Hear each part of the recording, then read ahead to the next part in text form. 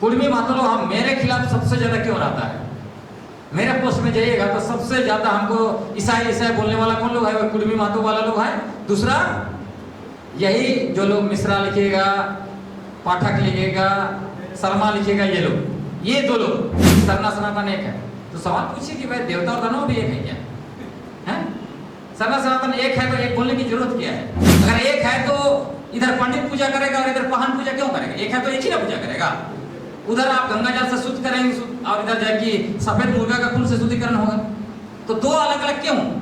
सब तो अलग अलग दिख रहा है। यहाँ सरना में हड़िया चढ़ा रहा है, आप जो है कि फल चढ़ा रहे हैं। तो चलिए तब कोई मंदिर में हम लोग हड़िया भी चढ़ा के देखते हैं, चढ़ाने देंगे क्या?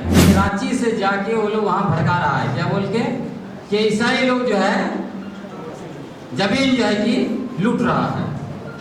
56 मौजा एक है तो यहाँ से चाहे मैडम निशा उरांव जाए, चाहे ये जो है कि आपका सोमा उरांव जाए, क्या फर्क पड़ जाता है? वो लोग एक दिन 2 दिन जाएंगे, नफरत फैला के आएंगे कि वहाँ की जमीन बचाने की लड़ाई लड़ रहे हैं लोग, और जिनको वहां से कोई लेना देना नहीं, रांची से जाके वो लोग वहां भड़का रहा है क्या बोल के कि ईसाई लोग जो है जमीन जो है कि लूट रहा है।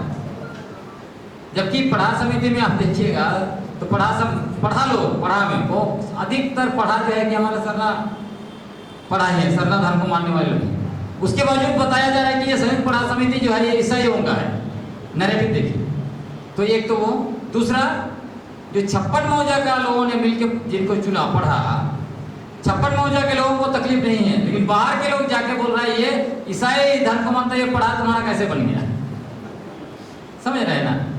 तो इसीलिए अल्टीमेटली इससे क्या बोलता है, जैसे आप लोगों ने पूछा था पिछला सेशन में कि हमें क्या करना चाहिए। अगर आपका गांव मजबूत रहेगा तो बाहर का आदमी कुछ भी नैरेटिव बनाएगा, कुछ नहीं होने वाला है ना? उसका जवाब भी हम लोग को मिल रहा है। 56 मौजा एक है तो यहाँ से चाहे मैडम निशा उरांव जाए, चाहे ये जो है कि आपका सोमा उरांव जाए, क्या फर्क पड़ जाता है? वो लोग एक दिन 2 दिन जाएंगे, नफरत फैला के आएंगे, तीसरा दिन उनको वहाँ एंट्री भी नहीं मिलेगा। तो इसलिए सबसे बड़ा सीख है हम लोग को जो कर्रा से, वो ये है कि हम अपने गांव को, पारंपरिक ग्राम सभाओं को कैसे मजबूत करें, कैसे लोगों को एकजुट करें। आप ये जो रांची राजधानी से जिस तरह से फर्जी नैरेटिव फेंका जाता है उस पर आप मत जाइए। हाँ, लेकिन जरूरी है कि हम उसको सच्चाई से जवाब दें। आपका मैं जवाब दे देता हूँ अगला बताने से पहले। इसको कैसे हम लोग सच्चाई से जवाब दे सकते हैं? मैं बार बार कहता हूँ, पिछले दिन हम लोग 12 जुलाई को नैरेटिव बिल्डिंग वर्कशॉप रखे थे, वहां पे हमने इस चीज को लिखा। हमारा बहुत स्पष्ट मानना है, हम लोग झूठ का सहारा ना लें, फर्जी इतिहास ना गढ़ें, बेबुनियाद तथ्य और बेबुनियाद नैरेटिव ना बनाएं। हम लोग किसके बल पर जाएं? हम लोग तथ्य के बल पर जाएं। तो तथ्य कहाँ मिलेगा आपको? किताब पढ़िए जो लिखा गया, एंथ्रोपोलॉजिस्ट के द्वारा लिखा गया है, इतिहासकारों के द्वारा लिखा गया है, सरकारी रिपोर्ट्स हैं, उसके बेसिस पे हम लोग किताबें लिख रहे हैं, वो सबको पढ़िए तो आपको सच्चाई के बेसिस पर मिलेगा। और जब सच्चाई के आधार पर आप काउंटर करेंगे ना, कोई फिर दोबारा वापस नहीं आ पाएगा। आज के समय में आपको बता रहा हूँ, कुर्मी मातो लोग हम मेरे खिलाफ सबसे ज्यादा क्यों आता है? मेरे पोस्ट में जाइएगा तो सबसे ज्यादा हमको ईसाई बोलने वाला कौन लोग है? वो कुर्मी मातो वाला लोग है। दूसरा यही जो लोग मिश्रा लिखेगा, पाठक लिखेगा, शर्मा लिखेगा, ये लोग, ये दो लोग कुर्मी लोग क्यों हैं?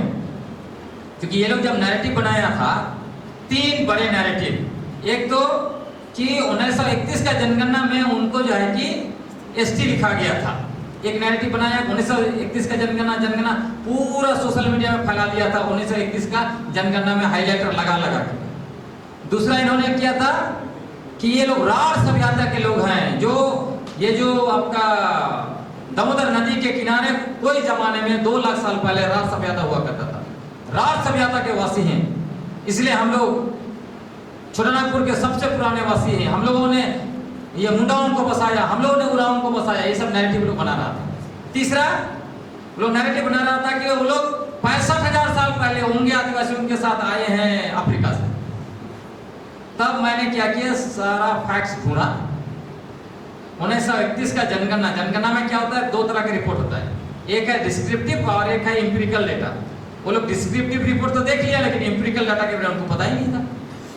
मैंने एम्पिरिकल डाटा निकाल लिया और उनको दिखा दिया, देखो महाराष्ट्र का कुणबी आपका मराठा लोगों का ग्रुप में आपको जो डाला हुआ है, तब आजकल लोग 1931 का जनगणना रेफरेंस देना बंद कर दिया।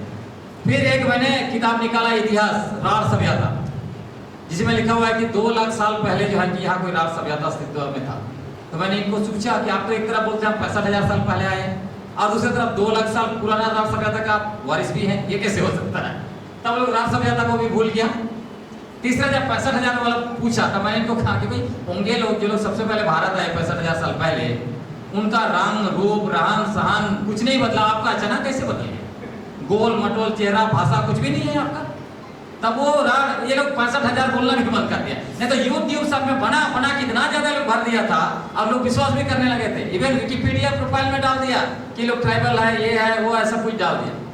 तो वही है जो आपने कहा, हम लोग तथ्य को जैसे यही सरना सनातन एक है, तो सवाल पूछिए कि भाई देवता और दानव भी एक है क्या? है सरना सनातन एक है तो एक बोलने की जरूरत क्या है? एक है तो बोलना नहीं ना पड़ेगा। अब 2024 में आप 14 में शुरू कर रहे हैं बोलना। अगर एक है तो इधर पंडित पूजा करेगा और इधर पहन पूजा क्यों करेगा? एक है तो एक ही ना पूजा करेगा। उधर आप गंगा जल से शुद्ध करेंगे और इधर जाए कि सफेद मुर्गा का खून से शुद्धिकरण होगा। तो दो अलग अलग क्यों? सब तो अलग अलग दिख रहा है। यहाँ सरना में हड़िया चढ़ा रहा है, आप जो है कि फल चढ़ा रहे हैं। तो चलिए तब कोई मंदिर में हम लोग हड़िया भी चढ़ा के देखते हैं, चढ़ाने देंगे क्या? आज सरना सनातन एक है तो ये जो सोहराय में सूढ़ी बात बनता है ना प्रोफेसर साहब, तो चलिए तब पंडित को भी लाइए, हम पहन को दोनों बैठ के सूढ़ी भात खाए, तब ना समझ में आएगा कि मुर्गा भात खाता है कि नहीं पंडित साथ में। तो फिर एक कहेगा। तो ये सब बातें जो है ना वो सब चीजों को लाएंगे तो ये नैरेटिव अपने आप जो है कि खत्म हो जाएगा। ठीक है।